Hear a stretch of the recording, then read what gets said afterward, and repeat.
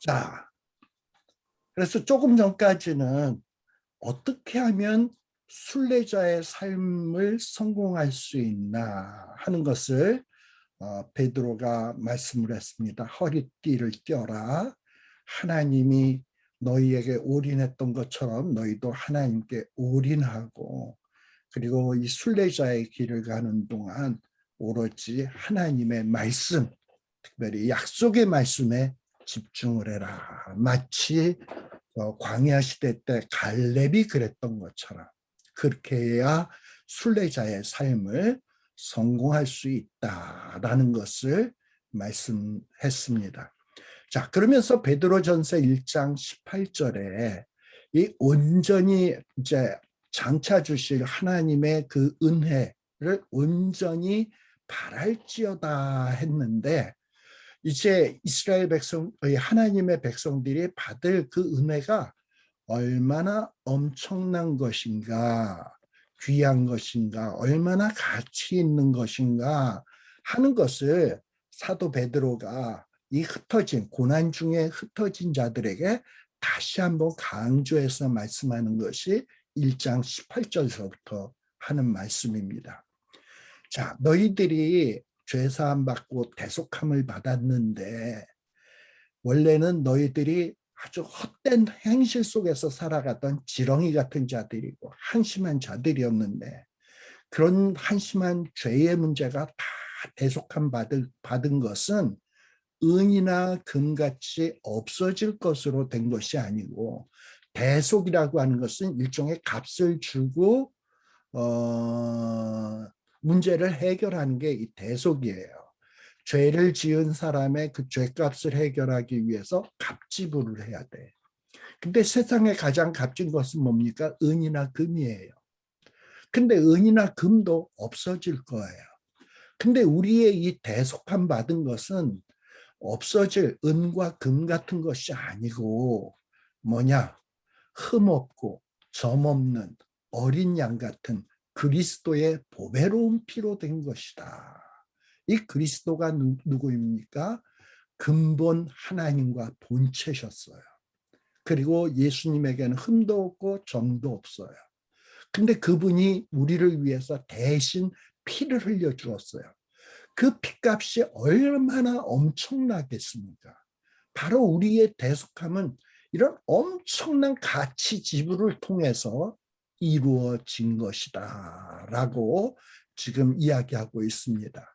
특별히 이 1장 18절의 첫 마디가 뭐냐면 너희가 알거니와 라는 표현을 쓰고 있어요. 이 너희가 알거니와, 이 사도들이 보통 편지를 쓸 때 너희가 알거니와 하면 보통 어떤 때 사용하냐?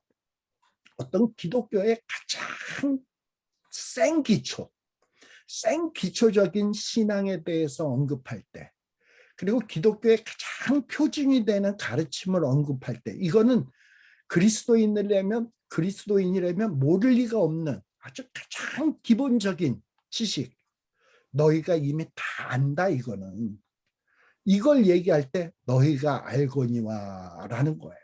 즉, 이 가장 기본적인, 그리스도인으로서 가장 가져야 될 기본적인 지식이 뭐다? 내가 대속함 받은 것은 은과 금 같은, 물론 은과 금도 가치가 있죠. 근데 은, 금 같은 정도가 아니야. 우리의 대속은 값으로 매길 수 없는 엄청난 그리스도의 피로 된 것이다 라는 것을 기억하는 것. 이것은 우리의 믿음의 센 기초에, 이게 흔들려서는 안 돼.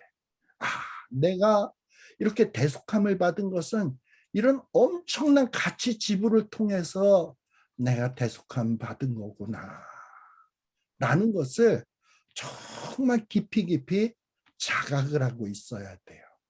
이게 어떻게 보면 우리의 신앙의 센 기초입니다. 가장 밑바탕이에요. 우리 찬송가에 보면 참 유치한 찬송들이 많습니다. 근데 그 중에서 제가 어렸을 때 아주 유치하다고 생각했던 찬송이 뭐냐? 바로 이 찬송이에요.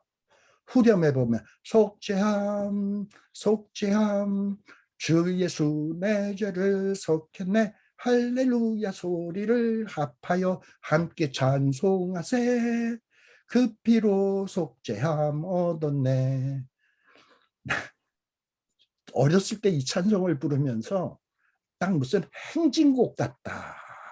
박자도 4분의 4박자, 4분의 4박자 아니야. 아주 행진곡 같다라고 생각을 했어요. 그랬는데 요 베드로전서 요 지금 우리 아까 조금 전에 나온 게 뭡니까? 은이나 금같이 없어질 것으로 된 것이 아니다. 오직 흠없고 점없는 어린 양 같은 그리스도의 보배로운 피로 된 것이니라 라고 돼 있잖아요. 아마 이 찬송이 이 베드로전서 1장 18절 19절을 기초로 해서 가사를 작사를 한 것 같아. 여러분들 2절에 보세요. 금이나 은같이 없어질 보배로 속죄함 받은 것 아니요. 거룩한 하나님 어린 양 예수의 그 피로 속죄함 얻었네. 우리가 지금 요 짧은 인생길 살면서 이 금, 은, 옛날에는 금은이 화폐였죠. 오늘날은 뭡니까? 돈이에요. 근데 우리의 인생을 이 돈에 목숨을 걸고 올인하는 경우가 얼마나 많이 있습니까? 이 금, 은, 돈이 정말 내 인생의 가장 귀한 가치라고 생각하고 나의 신경, 나의 노력, 나의 힘, 나의 재주 이걸 다 투자하고 있는 사람이 얼마나 많아요. 예수 믿는 사람들 가운데도 부지기수 아닙니까? 근데 우리가 가치 있다고 생각하는 금, 은, 그리고 돈 과연 죽을 때도 가지고 갈 수 있나요? 다 놓고 가요. 놓고 가면 다 그것이 네 것이 되겠습니까? 다 남의 것이 돼. 세금으로 뜯어가고 또 뭐 자식들이 물려받아도 어떻게 쓰는지 술술술술 다 없어지고 말아요. 이 금이나 은은 다 허탄한 것이고 다 사라지고 말 것입니다. 근데 여기에 목숨 걸어서는 아닌데 베드로는 이야기하죠. 우리의 속죄함 금이나 은같이 없어질 보배로 속죄함 받은 것 아니요. 거룩한 하나님 어린 양 예수의 그 피로 속죄함 얻었네. 그 어린 양이신 예수님은 피 흘리고 죽으셨어요. 근데 끝이었습니까? 부활하셨어요. 승천하셨어요. 이제 내가 갈 저 하늘나라에 하나님 보좌 옆에 앉아 계세요. 바로 그분의 피로 내가 속죄함을 얻은 거예요. 그 예수님은 이제 영원히 계실 거예요. 내가 그곳에 갈 거예요. 그거로 그 가치로 내가 속죄함을 얻었다 이 말입니다. 그래서 예전에는 이 찬송을 보면서 제가 행진곡 같다 그래서 아무 생각 없이 속죄함 속죄함 주 예수 내 죄를 속했네 할렐루야 이러고서 아무 생각 없이 불렀는데 요번에 요 베드로 전서를 보면서 가사가 퍼뜩 생각나서 맞아 금같이 은같이 없어질 보배로 속죄함 받은 것 아니지. 이 세상에 어떤 가치 있는 것으로도 내 죄는 속하지 못하지. 그런데 이 벌어지만도 못한 나의 죄를 그 존귀하시고 거룩하신 그 하나님이 이 땅 위에 오셔서 그야말로 고난과 천대 몇십천대 받으시면서 섬기시고 마침내 내 죄를 짊어지시고 십자가에서 피 흘리시고 그것 때문에 내 죄가 속함을 얻었구나 라고 다시 한번 묵상을 하니까 이 찬송이 단순히 장난으로 부를 수 있는 찬송이 아니라 참으로 유치한 내용인데도 불구하고 유치한 가사, 그 다음에 어떻게 보면 유치한 가락인데도 불구하고 이 찬송을 부르면서 마음이 울컥울컥 하더라고요. 여러분, 나 같은 죄인이 용서함 받아서 주 앞에 옳다함 얻음은 확실히 믿기는 어린 양 예수의 그 피로 속죄함 얻었네. 나 같은 죄인이 용서함 받아서 주 앞에서 의롭다 함을 얻으면 확실히 믿기는 바로 어린 양 예수의 그 피로 속죄함 얻었네. 내 노력으로 내 의의로 내가 뭔가 하나님의 말씀을 행함으로 내가 하나님의 무슨 사명을 이렇게 해서 여러 업적을 쌓음으로써 속죄함 얻은 것이 아니라 내 공로는 아무것도 없고 예수님이 오셔서 나를 위하여 피 흘려 주신 그것 때문에 우리가 속죄함을 얻었다. 그래서 이 마음의 감격이 있으면 이 후렴에서부터 나오는 이 찬양이 정말 어린아이가 팔짝팔짝 뛰면서 부르는 정말 그런 기뻐서 노래 부르는 이런 찬양이 될 거예요. 왜 이런 찬양을 몰랐을까? 이런 찬양을 그 진가를 몰랐을까? 참 어리석었구나라는 이런 생각이 들었습니다. 자, 그런데 이렇게 하나님이 우리를 위해서 예비하신 속죄, 구원, 그리고 장차 온전히 바라라고 했는데 장차 주실 그 엄청난 그 영광을 온전히 바라라고 했는데 이런 하나님의 이 예비된 축복과 영광스러운 일들은 언제부터 준비된 일이냐? 베드로는 1장 20절에 이렇게 얘기합니다. 그는 창세 전부터 미리 알린 바 되시니나 이 말세에 너희를 위하여 나타내신 바 되었다. 여기서 그는 뭐냐 하면 우리의 구원을 이루는 가장 주체가 되시는 그 예수 그리스도. 예수 그리스도는 이미 창세에서부터 미리 알린 바 되었다라는 얘기예요. 즉 예수 그리스도가 창세 전서부터 미리 알리신 바 되었다라는 얘기는 뭐냐? 이미 창세 전서부터 하나님은 우리를 어떻게 구속하실지를 미리 계획하고 계셨고 우리를 구속하셔서 어떻게 사용할지를 하나님은 이미 성삼위 하나님이 계획하셨다는 겁니다. 자, 여러분들 그 창세 전에 있었던 기록은 성경에 많지 않습니다. 세상이 창조되기 전에 있었던 내용들, 특히 우리 인생들이 이 땅에 발 딛고 살기 이전에 하나님의 그 계획을 알 수 있는 내용은 별로 없는데 창세기 1장 26절에서부터 28절의 내용은 여러분들이 다 잘 알고 있는 거예요. 하나님은 이미 성삼위 하나님, 우리의 형상을 따라 지금 하나님이 회의를 하고 있어요. 성삼위 하나님이 우리의 형상을 따라 우리의 모양대로 우리가 사람을 만들고 그리고서 뭐 하자? 이 세상에 있는 모든 것들을 다스리게 하자. 이게 하나님의 계획입니다. 하나님의 계획은 이 버러지만도 못한 우리를 하나님의 형상, 하나님의 모양을 갖도록 하는 것이 하나님의 계획이고 이렇게 하나님의 형상, 하나님의 모양으로 만드신 이유는 뭐냐면 하나님을 대리해서 세상을 다스리게 하는 것이 하나님의 계획입니다. 근데 이 전능하신 하나님의 이 계획은 중간에 취소되거나 포기되거나 좌절될 수 있나요? 어떤 장애물이 있다고 해서 하나님의 계획이 거꾸러질 수 있나요? 절대 없어요. 하나님이 이렇게 하기로 작정하셨으면 반드시 이루어지게 돼 있습니다. 그래서 하나님은 이런 계획을 세우시고 자기의 형상, 하나님의 형상대로 사람을 창조했어요. 그 사람이 누구냐? 남자와 여자입니다. 남자만 하나님의 형상대로 된 것이 아니라 여자 역시 하나님의 형상입니다. 그 이유는 뭐다? 이 남자와 여자가 하나님의 형상을 가지고 세상을 다스리는 거예요. 자, 그러면서 뭐라고 했냐? 창세기 1장 28절에 이렇게 형상으로 창조하신 인간들에게 복을 주시면서 뭐라고 얘기했습니까?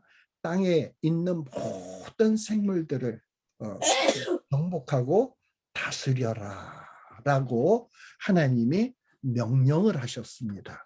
계획하시고 명령하셨습니다. 그리고 그것을 이룰 수 있도록 사람들을 하나님의 형상으로 창조했습니다.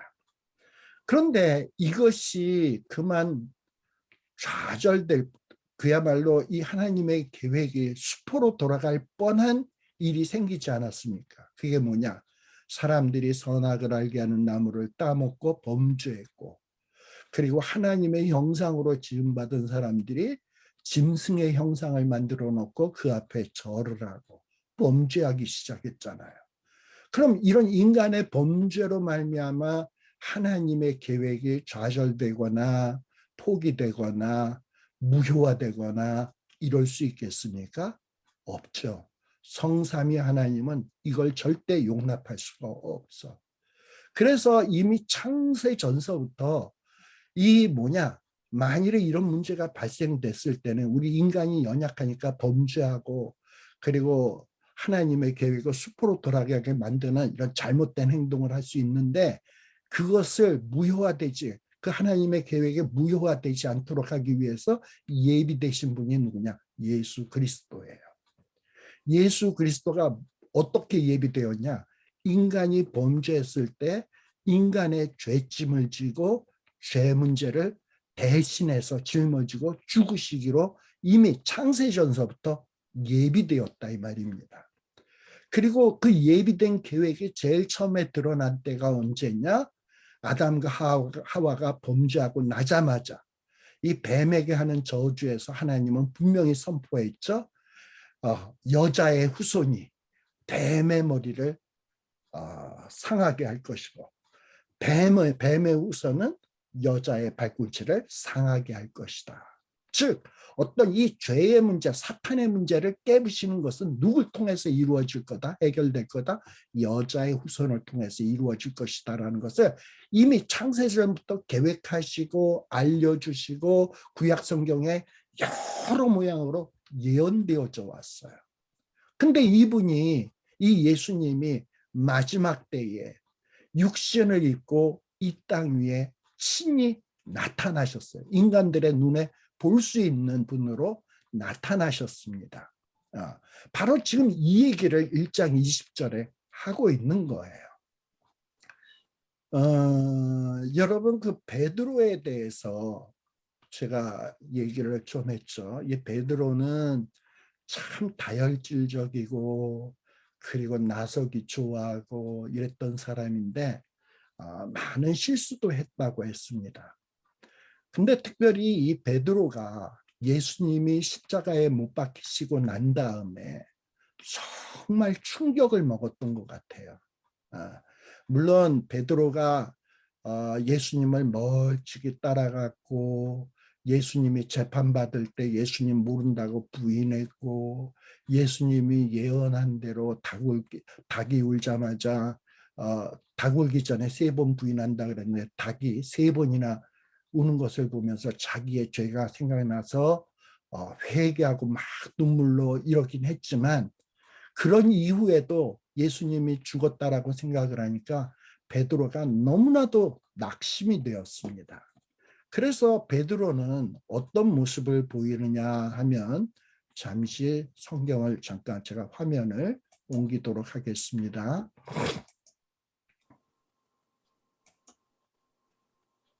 요한복음 21장에 보면 이 베드로가 얼마나 실망했는가 하는 모습을 우리가 알 수 있습니다. 여기 보면은 뭐라고 되어 있냐? 21장 2절에 보면 시몬 베드로와 디두모라 하는 도마와 갈릴리 가나 사람 나다나엘과 세베대의 아들들과 또 다른 제자들이 함께 있더니, 그러니까 여러 제자들이 있었어요. 그런데 이 예수님이 십자가에 못 박히고 난 다음에 베드로가 뭐라고 얘기하냐?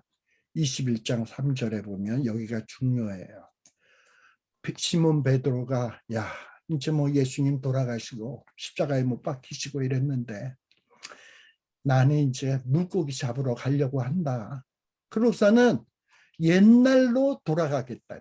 예수님이 나를 따르라 할 때는 고깃배를 버려두고 그물을 버리고 예수님을 따랐죠. 모든 거 다 버리고 예수님께 올인을 했는데 예수님이 돌아가셨어.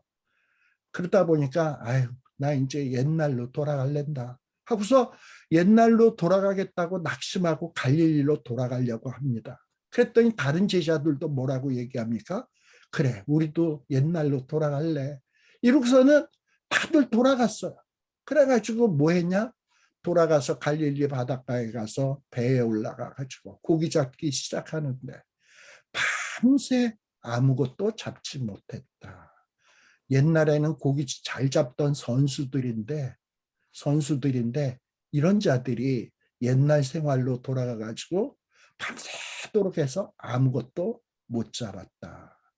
자, 예수님 따라다니고서 예수님 죽으니까 이것도 말짱하고 또 다시 옛날 생활로 돌아가서 고기를 잡으려고 했는데 그것도 아무런 얻는 것이 없고 그러니까 이것도 안 되고 저것도 안 되고 한심한 처지가 된 거예요. 근데 이때에 예수님이 나타났죠.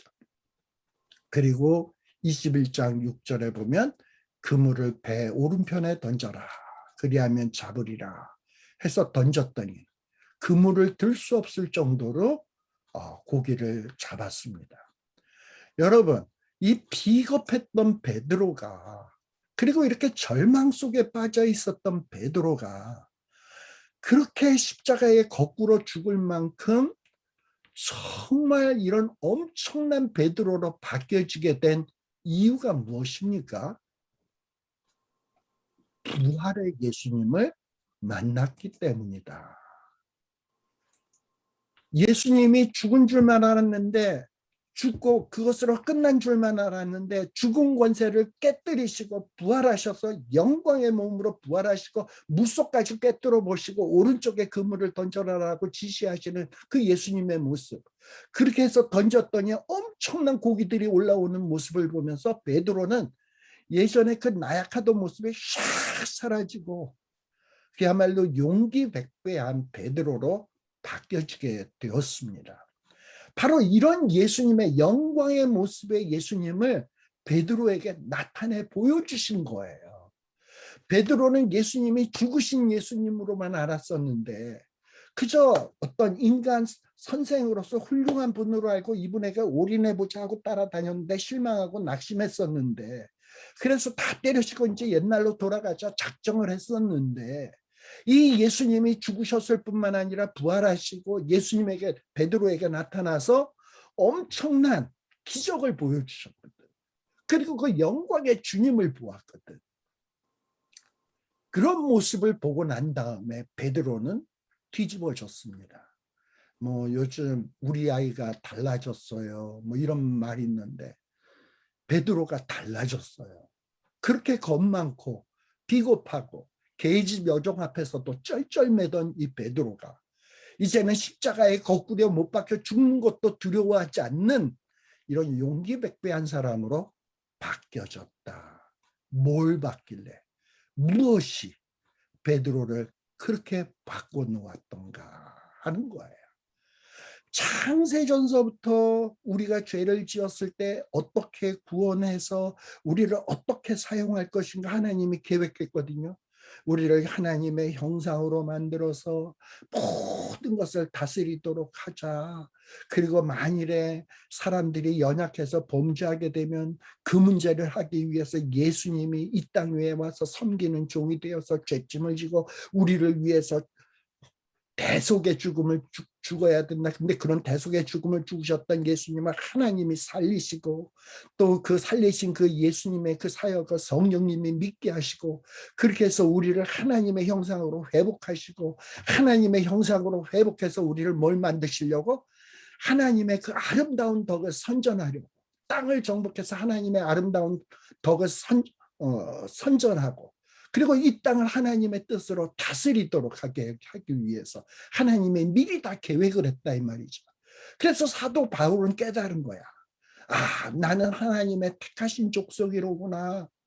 내가 비록 비겁하고 지렁이 같고 별 볼 일 없었던 존재인데 하나님은 나를 위해서 이미 작정하셨고 나를 택하신 백성으로 삼았고 예수 그리스도를 통해서 나의 죄 문제를 해결해서 나를 왕 같은 제사장으로 만드시고 그리고 이 땅에서 하나님의 아름다운 덕을 선전하도록 하기 위해서 나에게 역사하셨구나. 이 사실을 깨달은 거야. 그리고서는 이제는 겁대가리가 없는 사람이 되어가지고 죽음도 두려워하지 않냐고 로마에 들어가서 복음을 증거하다가 마침내 네로에게 붙잡혀서 마침내 순교하고 말지 않습니까? 근데 그 순교 당할 때도 어떡합니까? 내가 어떻게 감히 예수님처럼 십자가에 똑바로 못 박혀 죽을 수 있냐? 난 그럴 수 없다. 거꾸로 죽겠다. 거꾸로 못 박혀 죽겠다. 라고 얘기하고 있지 않습니까? 무엇이 이렇게 베드로를 이렇게 바꿔 놓았습니까? 우리의 믿음의 생기초는 뭐냐? 하나님은 나를 하나님의 아름다운 덕을 선전하고 이 땅 위의 모든 만물을 하나님의 뜻으로 다스리고 이 땅의 모든 만물과의 관계 속에서 하나님의 형상으로서 하나님의 덕을 드러내고 하나님의 뜻을 드러내고 하나님의 영광을 드러내라고 나에게 이런 엄청난 은혜를 주셨구나, 택하셨고, 그리고 이 택하셨을 뿐만 아니라 나의 구속의 문제를 위해서 예수님이 친히 오셔서 이 땅 위에 나타나셔서 공생애를 사시고 십자가를 지시고 마침내 죽으셨고, 또 그것으로 끝난 게 아니라 부활하셨고 승천하셨고 지금도 하나님 우편에 가셔서 너희는 가서 모든 족속으로 제자를 삼아 아버지와 아들과 성령의 이름으로 세례를 주고 내가 너희에게 가르쳐 분부한 모든 것을 가르쳐 지키게 하라 라고 나에게 지상 미션을 주고 계시는구나. 이 사실을 마음속에 다 깨닫고 있어야 돼. 그래야 우리가 어떻게 된다? 어떤 환난이 와도 어떤 고통이 와도 우리가 이겨낼 수 있다라는 것입니다. 자, 그래서 베드로전서 1장 21절에 이렇게 얘기합니다. 너희는 그를은 누굽니까? 예수님을 죽은 자 가운데서 살리시고 그리고 예수님을 영화롭게 예수님께 영광을 주신 하나님을 그리스도로 말미암아 믿는 자니 너희 믿음과 소망이 하나님께 있게 하셨느니라. 자, 우리 그리스도인들이 하나님 안에 거할 수 있고 하나님을 믿을 수 있는 것은 이 그리스도로 말미암아야만 가능합니다. 왜냐? 그리스도께서 하나님 아버지를 계시하셨어요. 예수님이 아니었으면 하나님을 알 수 있는 자가 없습니다. 하나님이 얼마나 거룩한 자인지, 하나님은 예수님이 이 땅에 오심으로써 하나님이 우리를 위해서 올인했다라는 것을 예수님이 보여주셨잖아요. 즉 하나님이 얼마나 거룩하신 분인지를 예수님을 통해서 보여주셨잖아요. 또 예수님의 이 대속적인 죽음을 통해서 우리의 죄짐을 주고 죽음을 통해서 죄 때문에 하나님과 원수되었던 인간과 하나님의 사이를 화해시켰잖아요. 예수님이. 네. 고린도전서 5장 19절에 이렇게 얘기합니다. 하나님께서 그리스도 안에 계시사 세상을 자기와 화목하게 하시며 그들의 죄를 그들에게 돌리지 아니하시고 화목하게 하는 말씀을 우리에게 부탁하셨다. 세상을 하나님과 화목하게 했는데 이게 누굴 통해서냐? 그리스도를 통해서 하나님과 우리 사이가 화목하게 되었다라는 거예요. 자, 그래서 베드로는 요 21절을 통해서 그리스도를 통해서 화해를 이룬 하나님에 대해서 두 가지로 진술을 합니다. 그리스도로 말미암아 화해를 이룰 수 있도록 하신 하나님에 대해서 어떻게 얘기했냐? 하나님은 어떤 분이냐? 죽은 자 가운데서 살리신 하나님이다. 즉 하나님은 예수님을 죽은 자 가운데서 부활시킨 분이다. 이렇게 하나님이 예수님을 죽은 자 가운데서 부활시킨 분이라면 이 그리스도인들도 어떻게 되냐? 하나님이 부활시킬 수가 있다라는 거예요.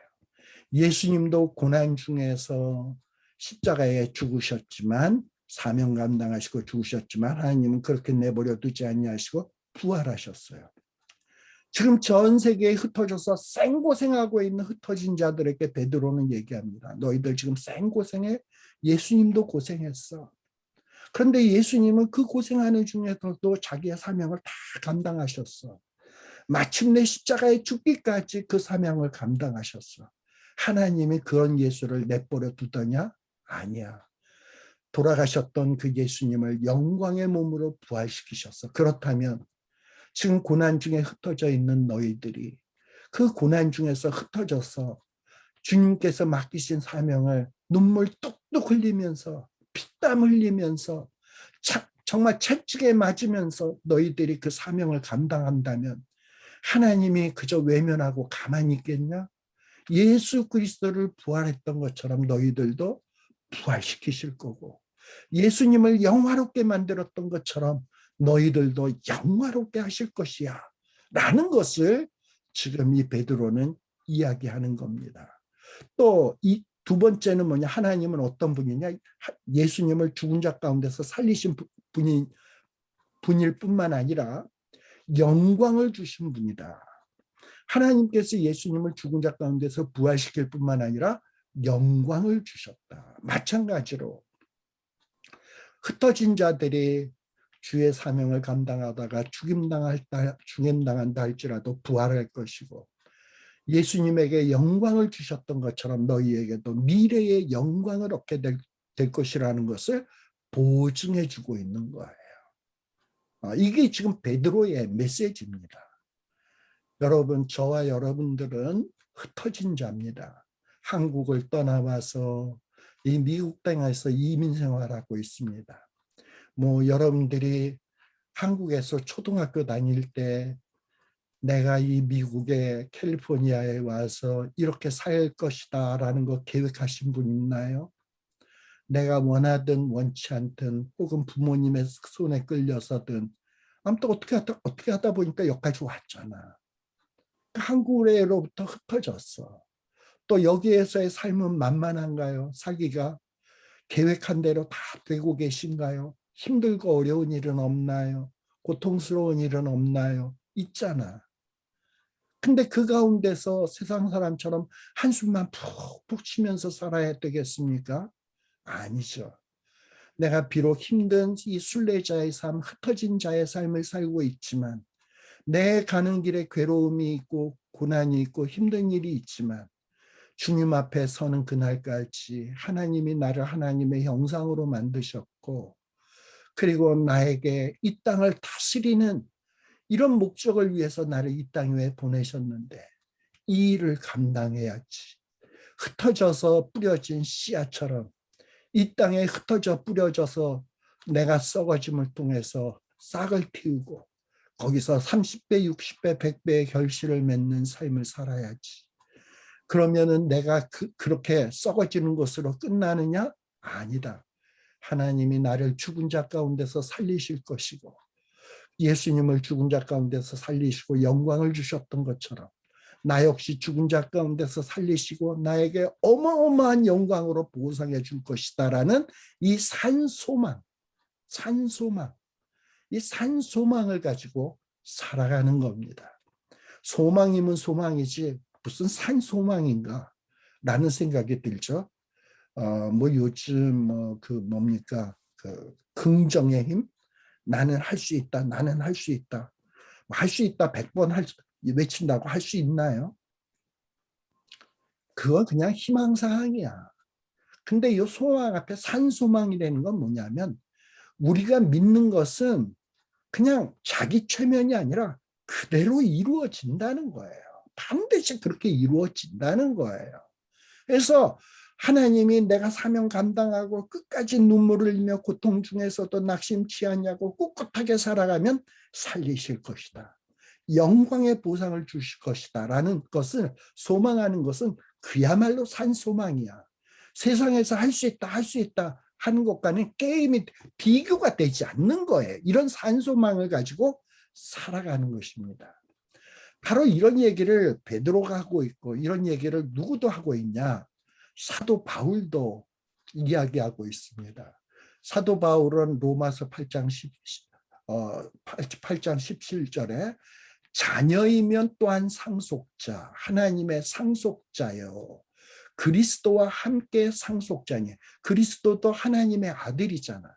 그래서 하나님의 영광의 상속자가 되었잖아요. 그렇다면 우리도 하나님의 자녀가 되었으면 그리스도와 함께 상속자가 되는 거야. 그래서 우리도 예수님처럼 이 땅에서 사명 감당하고 고난 중에서도 승리하면 하나님께서 우리를 살리시고 영광을 받게 해주실 거예요. 근데 그러기 위해서는 예수님이 고난 받았던 것처럼 우리도 이 땅에서 살면서 고난도 받아야 될 일이 있다라는 거예요. 그런데 로마서 8장 18절에 보면 사도 바울은 뭐라고 얘기합니까? 그러나 우리가 지금 받는 현재의 고난은 장차 우리에게 나타날 영광과 좋게 비교할 수 없도다라고 고백하고 있어요.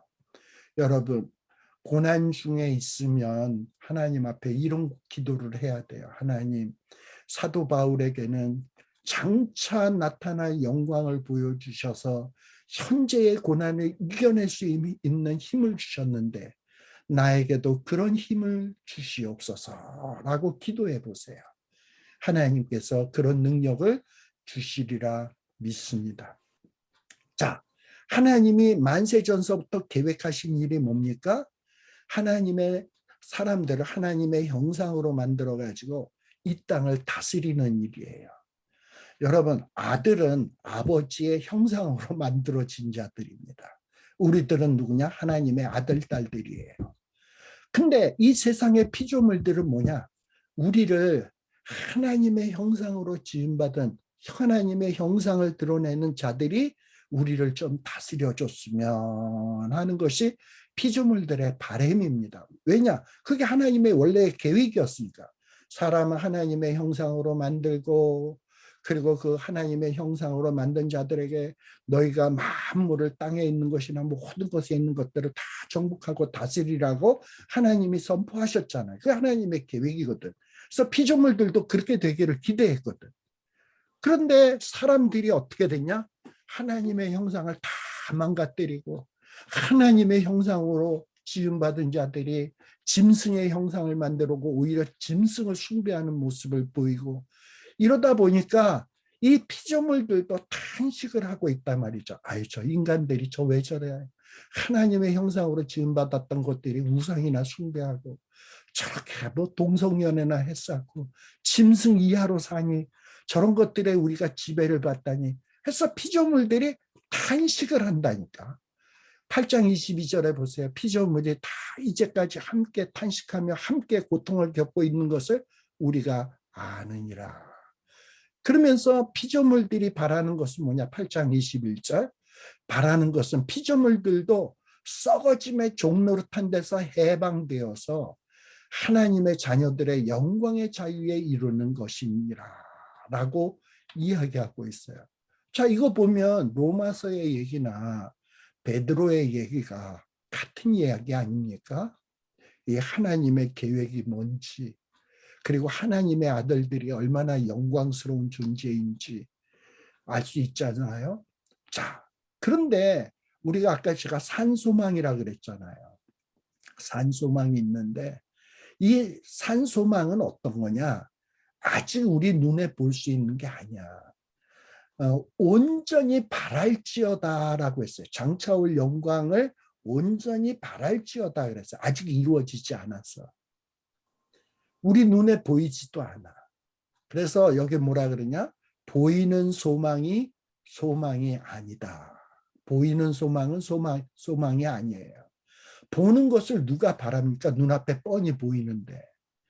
그런데 보지 못하는 것이야. 근데 이건 산소망이야. 반드시 이루어져. 근데 아직은 안 보여. 그럼 뭐가 필요하냐? 바라고 참음으로 기다리는 거예요.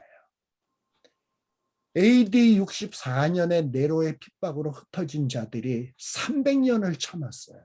콘스탄틴 대제가 나타날 때까지.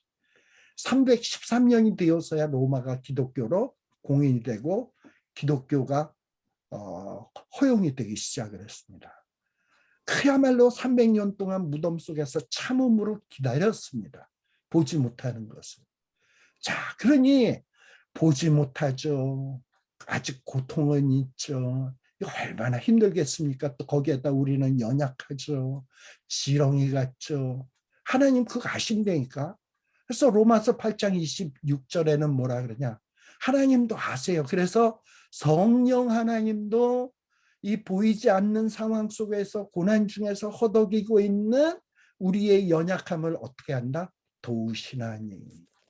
또 어떨 때는 우리가 너무 힘들어서 기도할 바를 알지 못하면 오직 성령이 말할 수 없는 탄식으로 우리를 위해서 기도해 주고 있다는 사실을 기억하십니까? 나를 위해서. 내가 기도 못하면 우리를 위해서 성령 하나님이 기도하고 계세요. 네. 자, 그래서 로마서 8장 29절에 보면 우리는 어떤 자들이냐? 하나님의 미리 아신 자야. 택정을 했어. 그리고 우리를 하나님의 형상으로 만들었는데 하나님의 형상이 다 깨졌어. 근데 우리를 다시금 그 아들의 형상을 본받게 하기 위해서 미리 정하셨어요. 네. 네. 그래서 예수님을 맏아들 되게 하시고 우리는 차남, 삼남, 사남, 또 삼녀, 사녀 되도록 하셨어요. 그래서 어떻게 하셨냐? 이게 하나님이 정하신 자들을 어떻게 하셨다? 부르시고.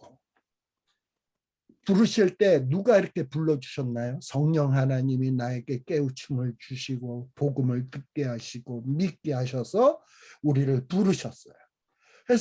그래서 믿음 주시고 믿음 주셔서 우리가 어떻게 됐냐? 의롭다 여겨지게 되고 또 의롭게 된 우리들을 그야말로 이 고난의 과정을 통해서 다듬고 깎고 해서 성화시키시고 마침내는 어떻게 만든다? 우리를 영화롭게 만들어서 하나님의 택하신 족속 왕 같은 제사장 만들어가지고 남은 인생 속에서 하나님의 덕을 선전하도록 하기 위해서 우리에게 미션을 주고 있는 거예요.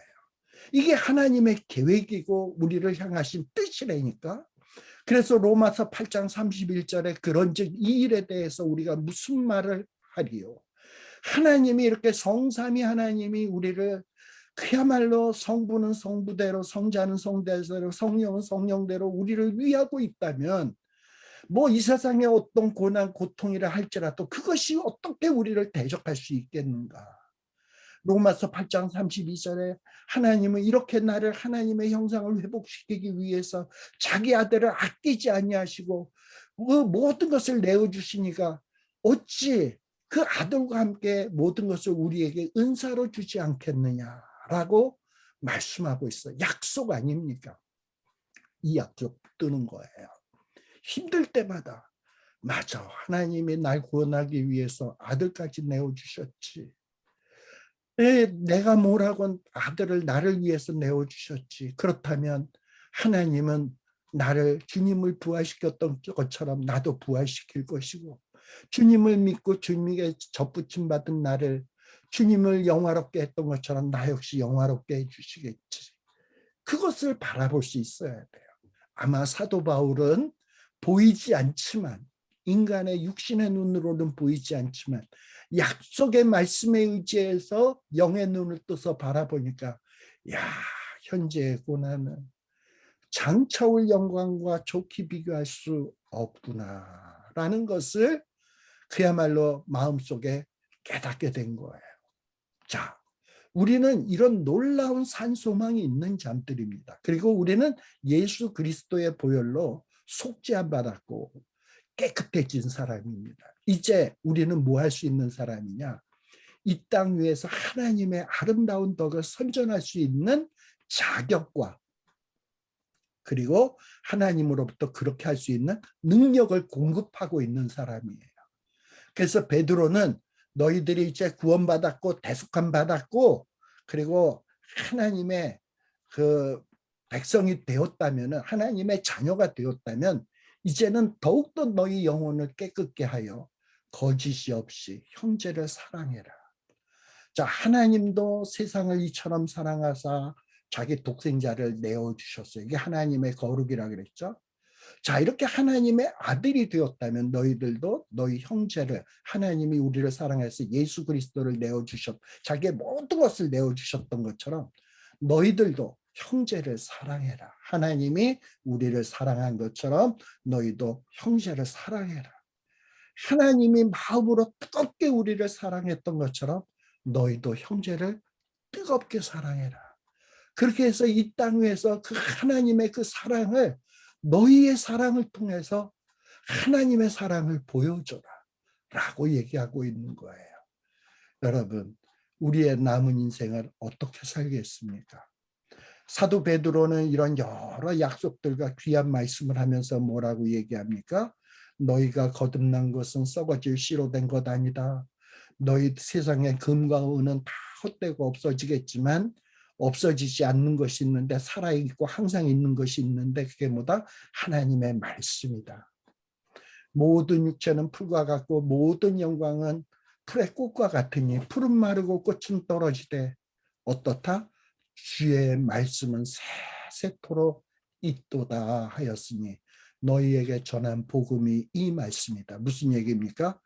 너희도 흩어졌어, 힘들어, 고통 중에 있어, 낙심이 돼, 절망이 돼, 그러지 마. 너는 만세전에 하나님이 택정한 자야. 그리고 너를 하나님의 형상으로 회복시키기 위해서 하나님은 너를 위해 예수 그리스도를 보냈어. 예수 그리스도는 너를 구원하기 위해서 이곳에서 섬기는 종이 되셨고 죽기까지 사명 감당하시고 마지막 십자가에 의해서 물과 피를 다 쏟고 널 위해서 죽었어. 그랬더니 하나님이 그 예수를 부활시키셨고, 그리고 그 예수를 믿을 수 있도록 성령 하나님을 보내고 계셔. 그러니 너가 어떻게 흩어진 자고 너가 한심하고 보잘것없는 자냐? 하나님이 택하셨고 널 위해 그리스도를 내어주셨고 널 위해서 성령님을 보내서 너를 성화시키고 거룩하고 영광의 길로 인도하도록 인도하고 있는데, 어떻게 너 혼자 버려진 자라고 생각하고 있니? 그렇지 마라. 너의 마지막 미래는 영광스러운 날이 있다. 그리고 영광스러운 하나님의 상급이 있다. 그날이 올 때까지 이 땅 위에서 하나님의 아름다운 덕을 선전하는 그 일에 올인을 하면 어떻겠니? 하나님이 널 위해서 올인했던 것처럼, 내가 거룩한 것처럼 너도 좀 거룩한 삶을 살면 어떻겠니? 세상의 사람들은 돈을 위해서, 없어질 돈을 위해서, 금을 위해서, 돈을 위해서, 은을 위해서 살고 있는데, 너는 이 말씀에 의지해서, 그리고 거룩을 힘쓰면서, 그리고 정말 주님 주신 명령에 집중하면서 남은 인생을 온전히 장차올 영광을 바라보면서 뚜벅뚜벅 걸어가면 어떻겠니? 라고 지금 베드로는 흩어진 자들에게, 고난 중에 있는 자들에게 권면을 하고 있습니다. 이 말씀이 저와 여러분들의 마음속에 꽉 배겨지시고 힘들고 어려울 때마다 은혜의 보좌 앞에 나가서 힘달라고, 능력 달라고 기도해서 정말 마지막 그날까지 지치지 않고 낙심하지 않고 뚜벅뚜벅 걸어서 주님 앞에 서는 날 착하고 충성된 종아, 너가 적은 일에 충성했으니 나의 즐거움에 참여할지어다 하면서 우리를 어루만지면서 우리의 눈물을 닦아주시는 그 하나님의 은혜를 체험할 수 있는 저와 여러분이 되시기를 간절히 기원합니다. 기도하겠습니다. 아버지 하나님, 감사합니다. 때때로 우리는 세상에 버려진 자 같고 나고자 같고 별 볼 일 없는 존재 같고 한심하다고 생각될 때가 많습니다. 내가 나 자신을 보면서도 실망하고 절망할 때가 얼마나 많은지요. 그리고 여러 가지 힘든 일에 부딪히면서 좌절하고 낙심할 때가 얼마나 많습니까? 그런데 하나님은 우리에게 말씀하십니다. 너는 택하신 족속이야. 그리고 너는 나의 형상으로 만들었어. 그리고 내 형상이 망가졌어. 그래서 내가 그리스도를 예비했고 너의 죄 때문에 예수 그리스도를 십자가에 못 박았단다.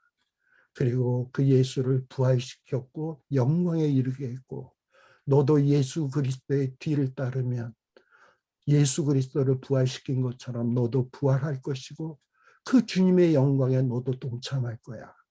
그리고 그 일을 위해서 성령 하나님을 보내주시고 널 위해서 간구하고 있고 너를 인도하고 있지 않니?